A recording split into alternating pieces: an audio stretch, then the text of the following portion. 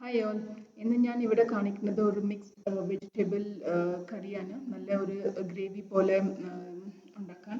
ഇത് ചപ്പാത്തി പൊറോട്ടനൊക്കെ നല്ലൊരു കോമ്പിനേഷനാണ്.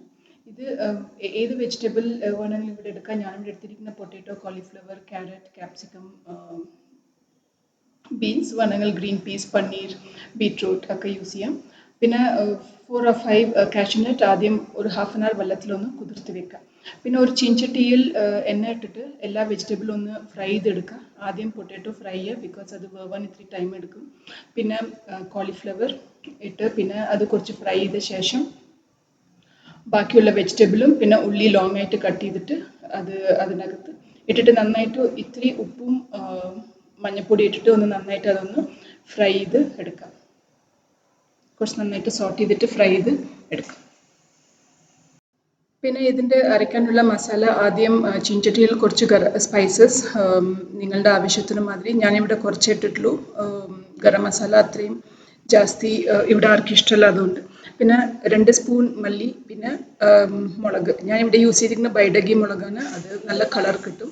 പിന്നെ പെരുംജീരകം, ജീരകം ഇട്ടിട്ട് നന്നായിട്ട് അതൊന്ന് സോട്ട് ചെയ്തിട്ട് ഈ കാഷ്യൂനട്ട് നമ്മൾ കുതിർത്തി വെച്ചത് അതിലിട്ടിട്ട് പിന്നെ 1 ടൊമാറ്റോ ഇട്ടിട്ട് അതൊന്ന് അരച്ചെടുക്കാം.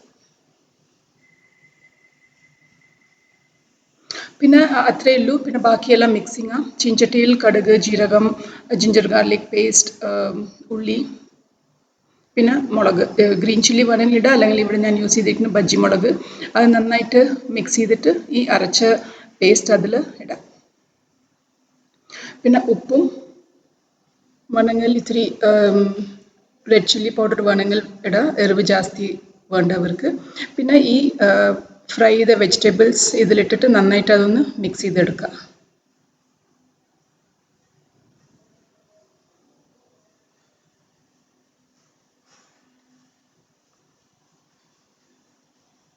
പിന്നെ അവസാനം കുറച്ച് കറിവേപ്പിൻ്റെ ഇല, കൊത്തമല്ലിയും ഇട്ടിട്ട് കഴിഞ്ഞു. ഇത്രയേ ഉള്ളൂ.